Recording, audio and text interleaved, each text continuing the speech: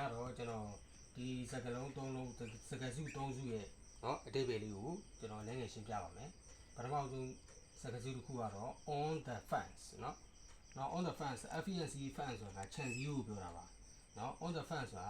ခြံစည်းပေါ်မှာပေါ့ဓာတ်ရိုက်အတိတ်ပဲကဒါပေမဲ့ဒီမှာဟိုမဆုံးဖြတ်ရသေးဘူးဆိုတဲ့အတိတ်ပဲရောက်ပါတယ်မဆုံးဖြတ်ရသေးဘူးเนาะမဆုံးဖြတ်ရသေးဘူးဆိုတဲ့အတိတ်ပဲဘာလို့ဆိုတော့ကျွန်တော်ဒီမှာပြောပါတယ်တချို့ဆိုရင်ခြံစည်းကိုခွာထိုင်နေဆိုရင်ဟိုဘက်သွားမလို့ဒီဘက်သွားမလို့ပေါ့เนาะအဲ့လိုအတိတ်ပဲမျိုးပါ on the fence ဆိုတာဆုံးဖြတ်မချရသေးတာပေါ့ဟောအဲ့ဒီအတိတ်ပဲမျိုးဖြစ်ပါတယ်နောက်တစ်လုံးကတော့ on the spot เนาะ on the spot ဆိုတာကျွန်တော်ရှိမှာတော်တော်များပြောကြပါတယ် on the spot ပဲလို့ပြောတယ်လေ on the spot ဆိုတာကSPOD spot ဆိုတာကနေရာပဲเนาะနေရာကိုပြောတာပေါ့ on the spot ဆိုရင်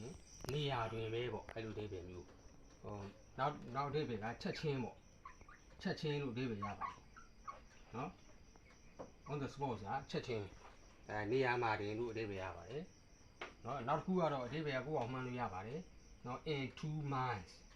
MIND mind ဆိုတာကစိတ်ကိုပြောတာပါ in 2 minds ဆိုတော့စိတ်နှစ်ခုเนาะစိတ်နှစ်ခုဆိုတော့စိတ်နှစ်ခွဖြစ်တာပေါ့เนาะပြက်သားသားမဖြစ်တာစိတ်နှစ်ခွဖြစ်တာပေါ့เนาะအဲ့လိုအဓိပ္ပာယ်ပါစိတ်နှစ်ခွဖြစ်တယ်เนาะစိတ်တစ်ခုကလှုပ်ချင်တယ်နောက်တစ်ခုကမလှုပ်ချင်ဘူးပဲလို့စိတ်နှစ်ခွဖြစ်နေတဲ့အဓိပ္ပာယ်မျိုးပါဒီဥပမာစာကြောင်းလေးတွေပေးလိုက်ရင်ရှင်းသွားပါပါเนาะငါပထမဆုံးကြောင်းငါအလုပ်ပြောင်းဖို့မဆုံးဖြတ်ရသေးဘူးเนาะငါအလုပ်ပြောင်းဖို့မဆုံးဖြတ်ရသေးဘူးဆိုအဲ့ဒါဆိုမဆုံးဖြတ်ရသေးဘူးငါဆိုတော့ I เนาะ I am เนาะ on the fence FENCE fence အဲ့တော့ I am on the fence ငါကမဆုံးဖြတ်ရသေးဘူးခြံစည်းပေါ်မှာပေါ့เนาะဟိုဘက်လူဒီဘက်လူငါမဆုံးဖြတ်ရသေးဘူးเนาะABOG about ပတ်သက်လို့เนาะအလုပ်ပြောင်းနေဆိုတော့ change เนาะ CHANGING change เนาะအလုပ်ပြောင်းဖို့နဲ့ပတ်သက်ပြီးတော့ငါမဆုံးဖြတ်ရသေးဘူးငါရဲ့အလုပ်ဆိုတော့ MYMI เนาะ JOB job เนาะအဲ့တော့အဓိပ္ပာယ်တခြားလုံးအဓိပ္ပာယ်က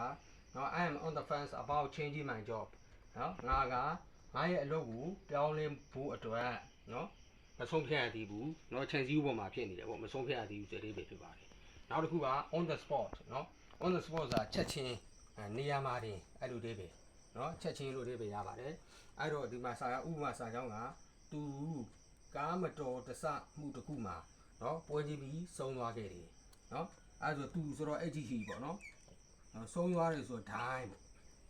DIED die ဆုံးသွားခဲ့တယ်เนาะကားမတော်တဆမှုဆိုတော့ NACAR car ACCIDENT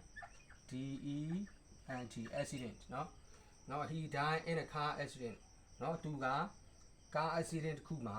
ကားမတော်တဆမှုတစ်ခုမှာဆုံးသွားခဲ့တယ်เนาะ on the spot on the SPOD spot เนาะပွဲချင်းပြီးပေါ့ on the spot ဆိုတော့မှာပွဲချင်းပြီးဖြစ်သွားတာပေါ့ on the spot ချက်ချင်းပဲကားမတော်တဆမှုတစ်ခုမှာဆုံးသွားခဲ့တယ်နေရာမှာတင်ဆုံးသွားခဲ့တယ်အဲ့ဒီပဲချက်ချင်းလဲဆုံးသွားခဲ့တယ်ပေါ့အဲ့လိုအဓိပ္ပာယ်မျိုးဖြစ်ပါတယ်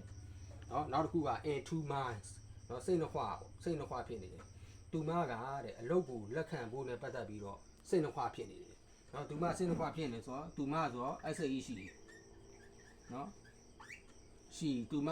is in 2 minds အဲ့တော့သူမက